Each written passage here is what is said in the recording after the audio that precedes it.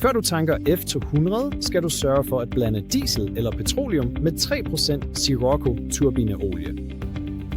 Tag dækslet af brændstoftanken. Tryk på den grønne knap for at starte brændstoftilførslen og tryk på den røde knap for at stoppe. Brug venligst altid høreværn. Før opstart skal du sørge for at aktivere hjulbremserne.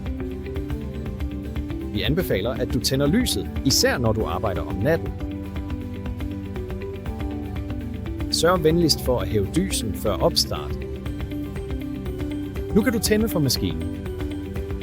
Under skærmen kan du se 4 knapper. Tryk og hold startknappen nede i 3 sekunder.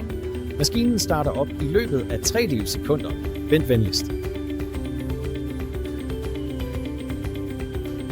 Temperaturen vil stige til 600 grader Celsius og vil stabilisere sig omkring 500 grader Celsius.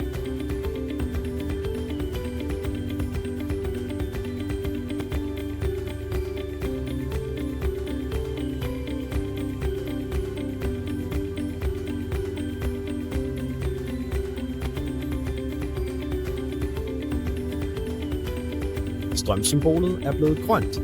Nu er maskinen helt klar til at blive taget i brug. Du kan nemt øge eller mindske effekten med plus- og minusknapperne.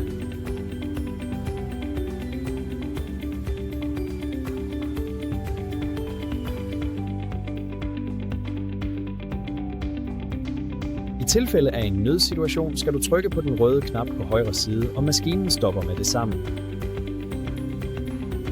Tryk på stopknappen for at stoppe maskinen. Det vil tage omkring 10 minutter for maskinen at køle ned. Sørg venligst for at undgå at røre ved maskinens metaldele, da det tager lang tid at køle dem ned.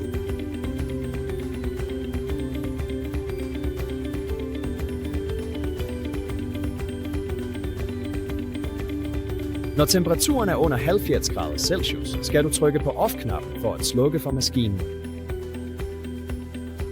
Hvis du har brug for at oplade batteriet, kan du tilslutte det her. Hvis du vil afbryde strømmen til maskinen helt, skal du dreje den røde nøgle ned og tage den ud. Husk venligst din nøgle.